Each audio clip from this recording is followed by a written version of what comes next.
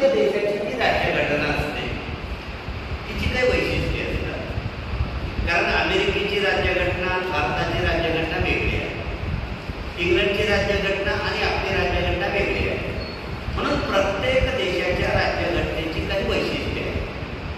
तसेच भारताची जी राज्यघटना आहे त्या राज्यघटनेची काही वैशिष्ट्ये आहेत आणि ही वैशिष्ट्ये कुठून प्रतिबिंबित झाली आहेत तर भारतीय जनतेच्या ज्या इच्छा आकांक्षा आहेत त्या घटनेमध्ये प्रतिबिंबित झाल्या.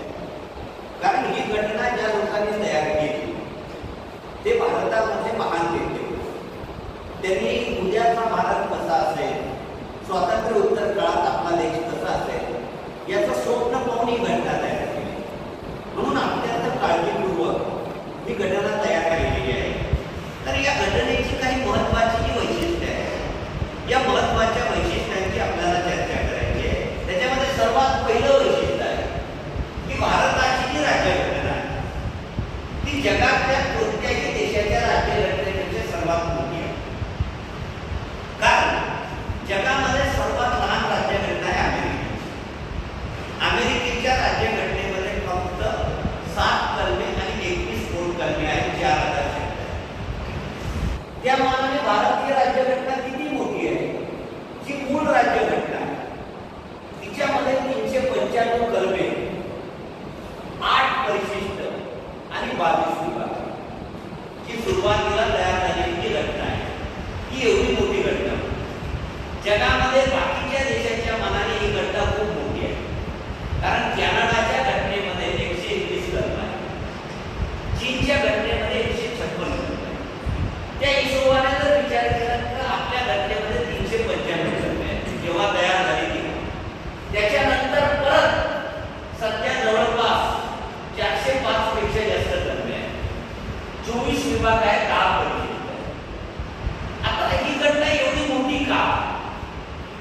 कारण जगातल्या इतर देशांच्या घटना खूप छोट्या आहेत. त्या मानाने आपल्या देशाची घटना खूप मोठी का आहे तर याला 2 कारण आहेत. पहिलं कारण त्यांनी सांगितलेलं आहे की राजकीय अनुभवहीनता. कारण आपल्या देशाला लोकशाहीचा पूर्वानुभव असला तरी खूप जुना आहे. कारण आपल्या देशात लोकशाही होती पण ती खूप जुन्या काळात, मधल्या काळात लोकशाही होती.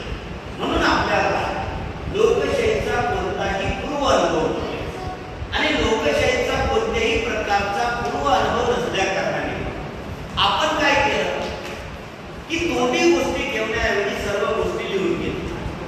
त्याच्यामुळे आकार.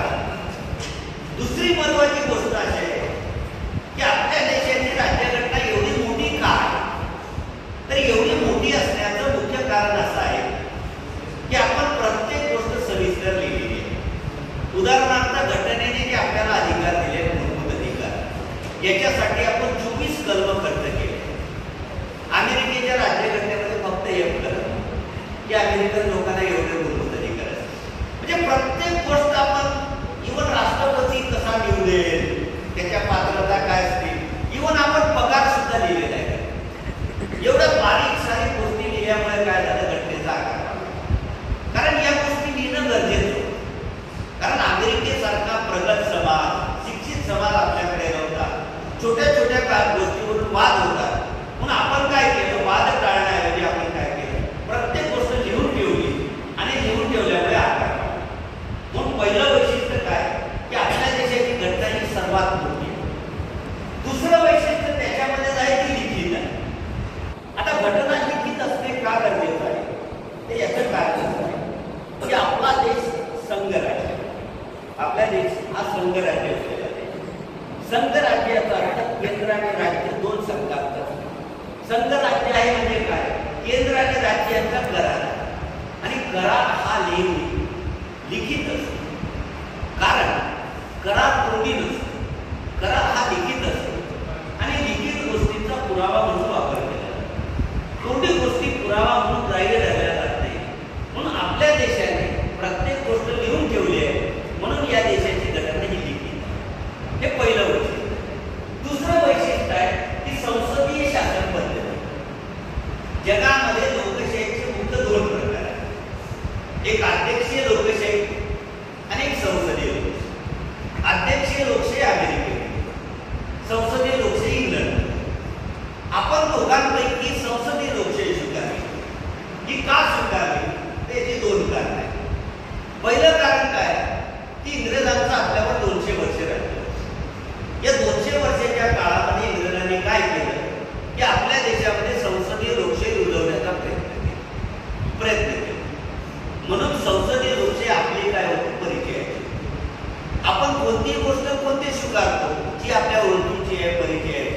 आपण मित्र बनवतो, मैत्रीण बनवतो. कोणाला बनवतो? जो आपल्या ओळखीचा आहे, आपल्या परिचयाचा आहे, त्याला मित्र बनवतो. अननोन व्यक्तीला कोणी मित्र बनवतो का? तसं इथं काय होतं, इंग्रजांचं 200 वर्ष राज्य होतं. त्यांचं राज्य असताना त्यांनी काय केलं की या देशामध्ये संसदीय लोकशाही रुजवण्याचा प्रयत्न केला. म्हणून ही लोकशाही आपली ओळखीची होती म्हणून स्वीकारली. हे पहिलं कारण. दुसरं कारण काय की आपल्या देशाच्या स्वातंत्र्य आंदोलनामध्ये जेवढे नेते आहेत, महात्मा गांधी आहेत, नेहरू आहेत, आंबेडकर आहेत, सुभाषचंद्र बोस आहेत, या सर्वांचं शिक्षण इंग्लंडमध्ये झालं. हे सर्व लोक इंग्लंडमध्ये आपोआपच या लोकांना इंग्लंडमध्ये लोकशाहीचा अनुभव होता. आपल्या दृष्टीने तेव्हा अमेरिका हा देश आंदोलन, आता आपल्या अमेरिकेशी चांगले संबंध आहेत, पण त्या काळात एवढे अमेरिकेशी घनिष्ठ संबंध नव्हते. म्हणून आपण अमेरिकेचं मॉडेल स्वीकारण्याऐवजी इंग्लंडचं मॉडेल स्वीकारलं, कारण ते मॉडेल आपल्या देशाला सूट होणार. आता संसदीय लोकशाही म्हणजे नेमकं काय हे नीट लक्षात. संसदीय लोकशाही कशाला म्हणतात? तर संसदीय लोकशाहीची 2-3 वैशिष्ट्ये आहेत. पहिलं वैशिष्ट्य काय की संसदीय लोकशाहीमध्ये 2 प्रमुख असतात. 2 प्रमुख, एक वास्तव प्रमुख असतो, एक नामधारी प्रमुख असतो. आपल्या देशात 2 प्रमुख. संपूर्ण देशाचा जो प्रमुख असतो त्याला राष्ट्रप्रमुख असतो, ते राष्ट्रपती. आणि जो शासनाचा प्रमुख असतो तो पंतप्रधान, ज्याला आपण वास्तव प्रमुख म्हणतो. आपल्याकडे 2 प्रमुख आहेत, एक नामधारी प्रमुख राष्ट्रपती आणि वास्तव प्रमुख पंतप्रधान. हे पहिलं वैशिष्ट्य.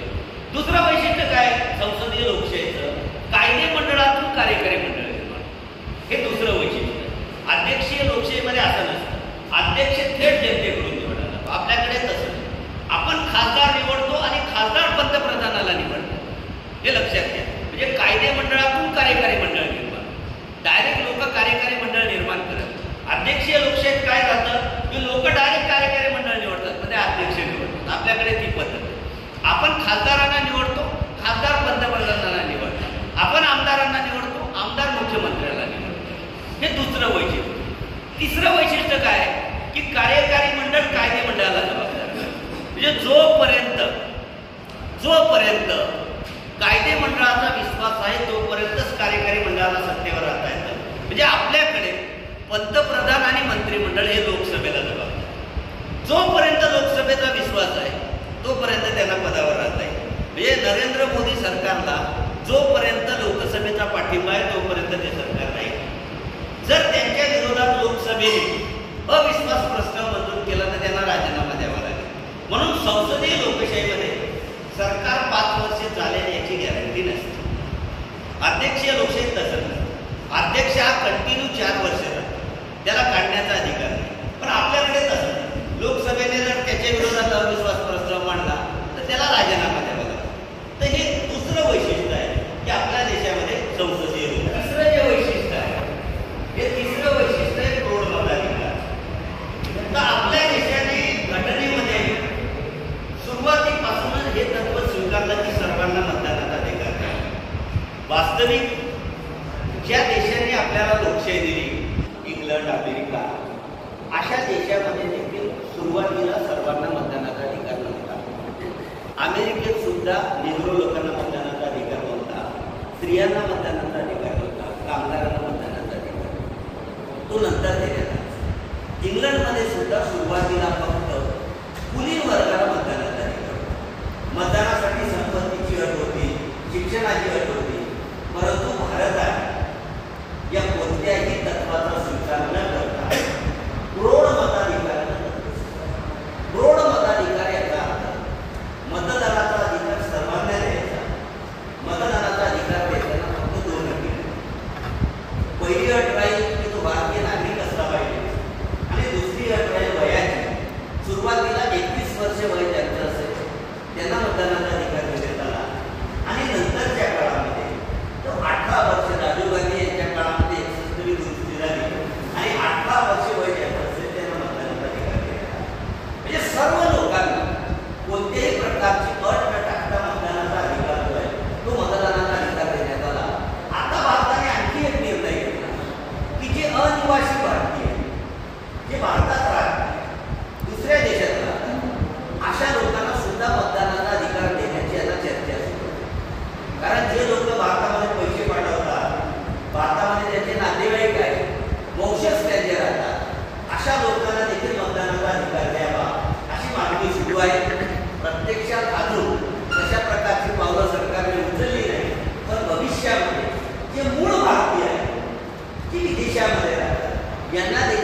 मतदानाचा अधिकार हा दिला जातो. म्हणून भारताने ही फार मोठी रिस्क घेतली आणि सर्वांना मतदानाचा अधिकार हा बहाल केला आहे. हे वैशिष्ट्य आहे. पुढचं वैशिष्ट्य आहे संघराज्यशाही. आता भारत हा देश भारतीय राज्यघटनेचं जे पहिलं त्या पहिल्या कलमामध्ये असं म्हटलेलं आहे, India that is Bharat shall union of state. की भारत हा राज्याचा संघ आहे. युनियन ऑफ स्टेट हा शब्द वापरला, फेडरेशन हा शब्द वापरला. संघ राज्याला इंग्रजीमध्ये फेडरेशन असं म्हणतात. अमेरिकेच्या घटनेमध्ये सुद्धा फेडरेशन शब्द वापरला, पण आपण युनियन शब्द वापरला. तर हा शब्द का वापरला या संदर्भात आपल्या घटनेचे जे शिल्पकार आहे डॉक्टर बाबासाहेब आंबेडकर यांचं म्हणणं असं होतं की आपल्या देशाचं जे संघराज्य निर्माण झालं आहे ते करार करून निर्माण झालं. अमेरिकेचं संघराज्य कसं निर्माण झालं? ते करार करून निर्माण झालं. अमेरिकेमध्ये 13 वसाहती होत्या, ते एकत्र आल्या आणि त्यांनी संघराज्य निर्माण. आपल्याकडे असं निर्माण झालं नाही की आपल्याकडे केंद्राने संघराज्य निर्माण प्रशासनाच्या सोयीसाठी 1935च्या कायद्यानुसार आपल्या देशात संघराज्य निर्माण झालं, जे ब्रिटिशांनी निर्माण केलं. त्याला पुढे घटनेने मान्यता आहे. म्हणजे केंद्राने संघराज्य निर्माण केलं. दुसरं वैशिष्ट्य, आपल्या देशामध्ये जे घटक राज्य यांना कुठून बाहेर निघण्याचा अधिकार आहे. अमेरिकेतल्या राज्यांना संघराज्यातून बाहेर पडण्याचा अधिकार आहे. म्हणून आपण फेडरेशन या शब्दाऐवजी युनियन हा शब्द वापरलेला आहे. तर आपल्या देशात संघराज्य आहे म्हणजे काय? तर आपल्या देशात 2 सरकार आहेत. एक केंद्राचं सरकार आहे आणि एक राज्याचं सरकार आहे. आणि या दोन्ही सरकारांमध्ये बघा अधिकार विभागणी आहे. या ठिकाणी जी अधिकार विभागणी आहे ही अधिकार विभागणी केली आहे. बघा 3 विशेष सूच्या दिलेल्या आहेत. ही अधिकार विभागणी करताना घटनेमध्ये काय केलं आहे? 3 सूच्या दिल्या. पहिली सूची दिली केंद्र की जिथे 97 विषय जे विषय संपूर्ण देशासाठी महत्वाचे आहेत. लष्कर, आंतरराष्ट्रीय व्यापार, चलन व्यवस्था, पोस्ट, तार सेवा, लष्कर हे जे विषय आहेत ते केंद्राकडे. याच्यावर कायदा करण्याचा अधिकार संसदेला. केंद्र सूचीमध्ये जे विषय आहेत 97 त्याच्यावर कायदा करण्याचा अधिकार केंद्राला आहे. दुसरे विषय राज्य सूचीमध्ये बघा 66 विषय राज्य सूची यांच्यावर कायदा करण्याचा अधिकार राज्याला. राज्य सूचीमध्ये कोणते विषय? शेती, पोलीस, कायदा सुव्यवस्था, वाहन, मनोरंजन असे विषय राज्य सूची. याच्यावर कायदा करण्याचा अधिकार राज्याच्या विधिमंडळाला आहे. आणि तिसऱ्या प्रकारची सूची आहे बघा संवर्धित. तिच्यात 47 विषय. हे 47 विषय कॉमन आहे. केंद्र आणि राज्य दोघांना याच्यावर कायदा करतात. म्हणजे असे काही विषय आहेत जे केंद्रासाठी महत्वाचे आहेत, राज्यासाठी महत्वाचे. उदाहरणार्थ शिक्षण.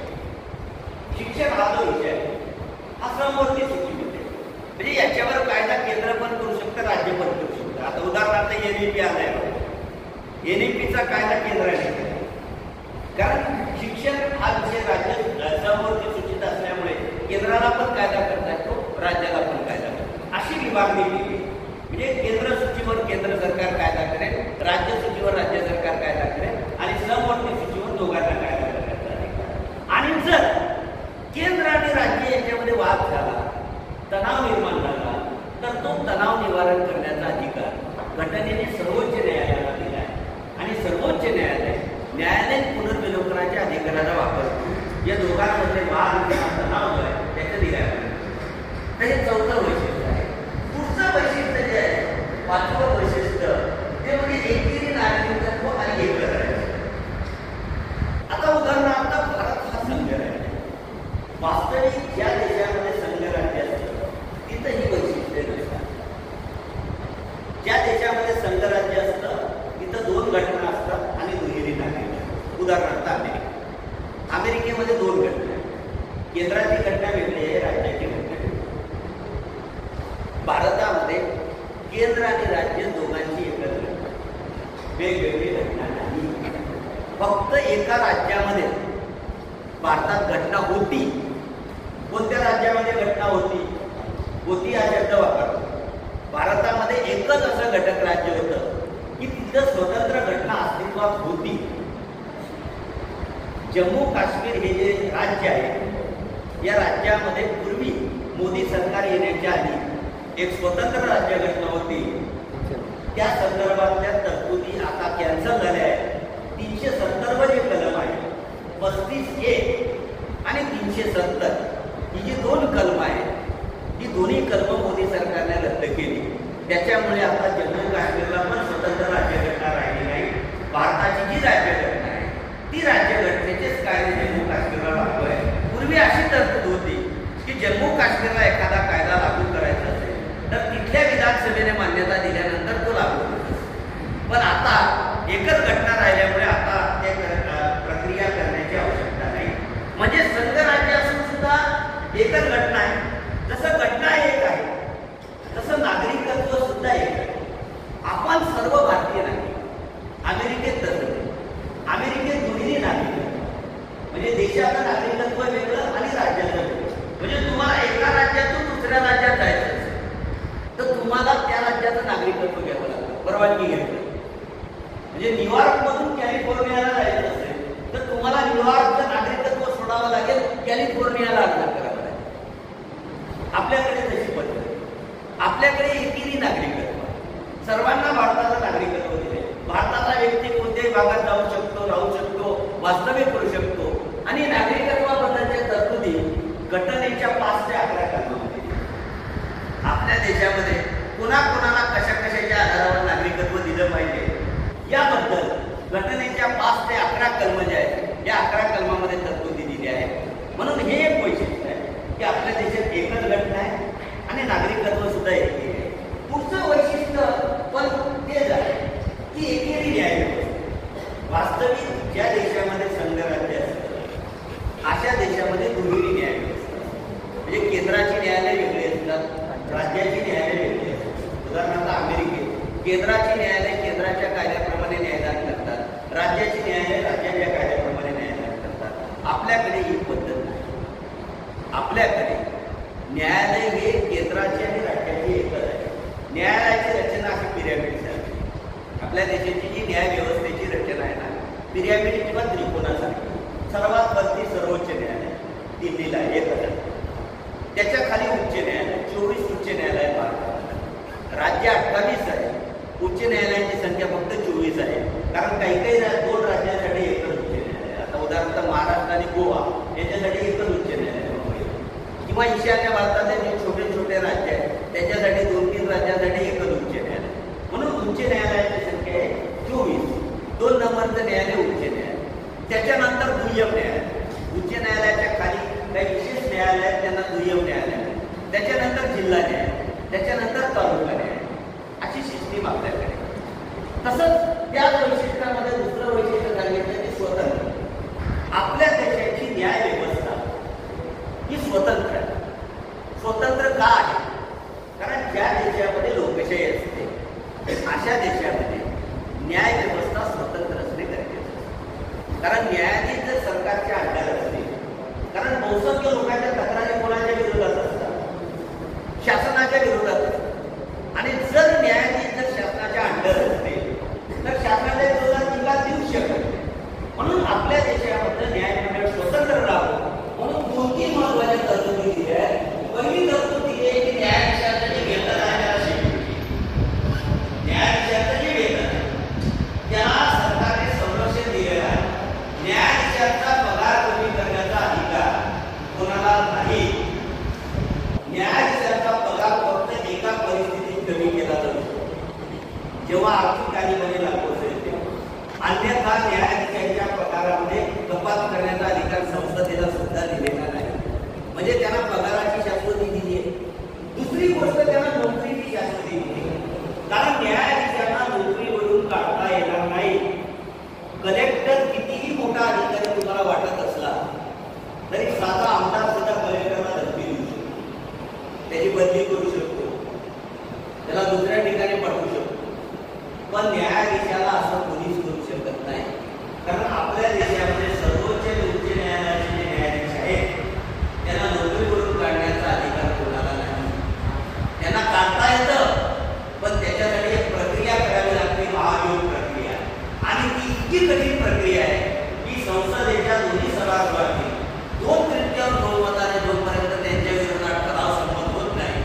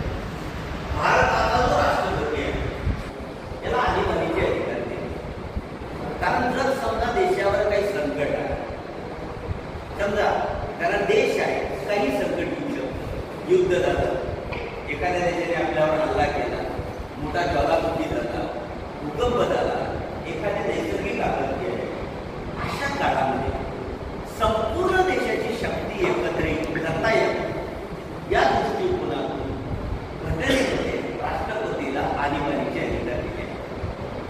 आपल्या देशाच्या राष्ट्रपतीने 3 प्रकारची आणीबाणी डिक्लेअर केली: राष्ट्रीय आणीबाणी, राज्य आणीबाणी आणि आर्थिक आणीबाणी. राष्ट्रीय आणीबाणीसाठी कलम आहे 352. 352 कलमाने राष्ट्रीय आणीबाणी डिक्लेअर करते. केव्हा युद्ध सुरू असेल, एखाद्या देशाने आपल्यावर हल्ला केला किंवा सशस्त्र उठाव झाला असेल, या 3 कारणासाठी राष्ट्रपती हा राष्ट्रीय आणीबाणी डिक्लेअर करतो. आपल्या देशात आतापर्यंत 3दा राष्ट्रीय आणीबाणी लागली. पहिल्यांदा झाली चीनने हल्ला केला तो तेव्हा 62 मध्ये, लगेच पाकिस्तानने अटॅक केला आपल्या 65 पर्यंत काय करायचं. दुसऱ्यांदा डिक्लेअर झाली 71 मध्ये, जेव्हा बांगलादेश प्रश्नावर भारत पाकिस्तान युद्ध झालं होतं. आणि तिसऱ्यांदा 1975 मध्ये इंदिरा गांधींनी काही कारण नसताना स्वतःचे उंची वाचवण्यासाठी डिक्लेअर केले. राष्ट्रीय आणीबाणी लागू झाली तर आपल्याला घटनेने जे मूलभूत अधिकार दिलेले असतात ते सगळे. दुसऱ्या प्रकारची आणीबाणी म्हणजे राज्य, जी 356 कलमामध्ये दिली आहे.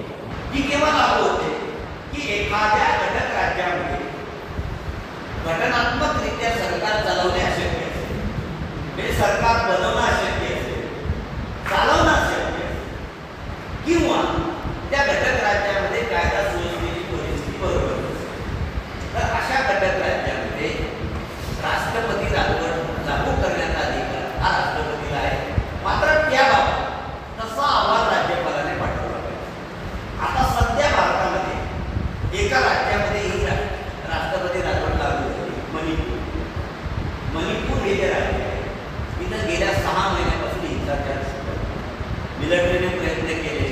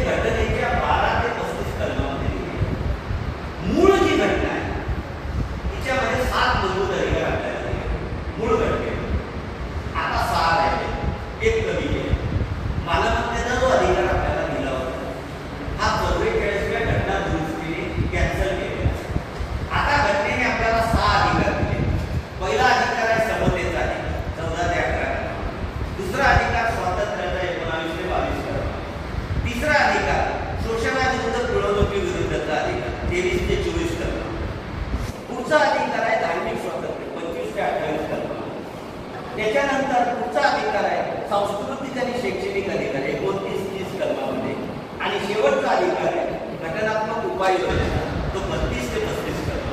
असे 6 अधिकार होतात आणि घटनेने हे अधिकार आपल्याला दिलेले नाही तर यांना संरक्षण देखील दिले. आपल्या अधिकारावर कोणीही अतिक्रमण करू शकतं. जर असं अतिक्रमण झालं कुणी केलं तर तुम्हाला या अतिक्रमणाच्या विरुद्ध घटनेच्या 32व्या कलमानुसार सर्वोच्च न्यायालयामध्ये आणि घटनेच्या 226व्या कलमानुसार उच्च न्यायालयामध्ये दाद मागता येते आणि सर्वोच्च न्यायालय आणि उच्च न्यायालय तुमच्या अधिकाराच्या संरक्षणासाठी 5 प्रकारचे आदेश जे आहेत ते 5 प्रकारचे आदेश करतो. जेव्हा आपण मूलभूत हक्क हे प्रकरण पाहू तेव्हा ते आदेश कोणकोणते आदेश काढता येतात त्याचं सविस्तर सांगू. तर हे अधिकार तुम्हाला नुसते हक्क दिलेले नाही तर या अधिकाराला संरक्षण दिलं आहे, कायद्याचं संरक्षण दिलं आहे. त्याचा वापर करून तुम्ही न्यायालयात दाद मागू शकता किंवा न्याय मागू शकता. त्याच्यानंतर तुमचं जे वैशिष्ट्य आहे घटनेचं ते पुढचं वैशिष्ट्य, तुमचे 2 वैशिष्ट्ये फक्त बाकी आहे. पुढचं वैशिष्ट्य आहे मार्गदर्शक. घटनेचं जे 4थं प्रकरण आहे, भारतीय राज्यघटनेचं जे 4थं प्रकरण आहे, जे 4थ्या प्रकरणाच्या 36 ते 51 कलमामध्ये मार्गदर्शक तत्त्वे जी आहेत ती मार्गदर्शक तत्त्वे दिली. मूलभूत हक्क आणि मार्गदर्शक तत्त्वे याच्यामध्ये फरक काय की मूलभूत हक्कांना न्यायालयाचं संरक्षण आहे, मार्गदर्शक तत्वांना न्यायालयाचं संरक्षण नाही. या तत्वांना मार्गदर्शक तत्व असं का म्हटलेलं आहे? कारण हे तत्व घटनाकारांनी राज्यकर्त्यांना दिलेला सल्ला आहे की भविष्यामध्ये भारतातल्या राज्यकर्त्यांनी कशा प्रकारे कोणत्या तत्वाच्या आधारावर राज्यकारभार करावा या संदर्भातली काही तत्वे घटनेमध्ये आहेत की राज्यकारभार करताना कोणकोणत्या गोष्टी फॉलो केल्या पाहिजे. स्त्री पुरुषांसाठी समान वेतन असलं पाहिजे, स्त्री पुरुषांना समान उपजीविकेची साधनं केली पाहिजे, भारतीय नागरिकांसाठी समान नागरिक कायदा असला पाहिजे, पर्यावरणाच्या रक्षणासाठी कायदे केले पाहिजे. अशा काही तरतुदी केल्या. प्रत्येक गावात ग्रामपंचायत असले पाहिजे, मुलांच्या शिक्षणाला सरकारने मदत केली पाहिजे किंवा वृद्ध असतील, अपंग असतील तर हे जे लोक आहेत यांना सरकारने मदत केली पाहिजे. अशी काही जी तत्व आहेत ती 36 ते 51 कलमामध्ये ही तत्व दिलेली आहे. ही तत्व सरकारवर बंधनकारक नाही हे लक्षात आहे. हा सरकारला दिलेला सल्ला आहे किंवा घटनाकारांनी केलेली विनंती आहे की राज्यकारभार करताना राज्यकर्त्या वर्गाने या तत्वाच्या आधारे राज्यकारभार करावा असं म्हटलेलं आहे.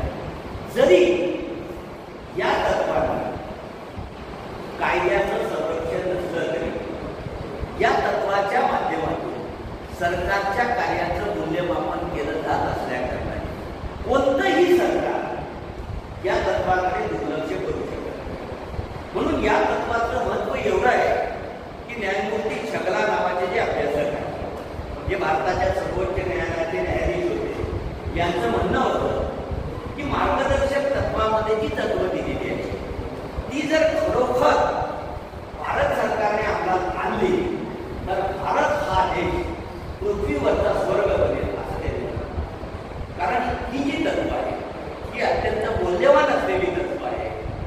अर्थात ही बंधनकारक नसल्या कारणाने अनेकदा सरकार दुर्लक्ष करतं. याचं उत्तम उदाहरण घ्यायचं असेल तर 44व्या कलमामध्ये असं म्हटलेलं आहे की संपूर्ण भारतीयांसाठी समान कायदे असावे. पण आता 75 वर्ष झाली, आजही आपल्या देशामध्ये धर्माच्या आधारावर कायदे, हिंदू लोकांचे कायदे वेगळे आहेत, मुस्लिम लोकांचे कायदे वेगळे आहेत, ख्रिश्चन लोकांचे कायदे. घटनाकारांनाही जे कायदे हिंदूंना आहेत, मुस्लिमांना आहेत, ख्रिश्चनांना आहेत, सर्वांसाठी सारखे कायदे असले पाहिजे असं घटनाकारांची इच्छा होती. पण भारतात असलेल्या राजकारणामुळे अजून हे शक्य झालेलं नाही. सर्वांसाठी सारखे कायदे नाही. आणि शेवटचं वैशिष्ट्य सांगितलं आहे घटनेचं की अंशतः परिपूर्ण आणि अंशतः परिवर्तन.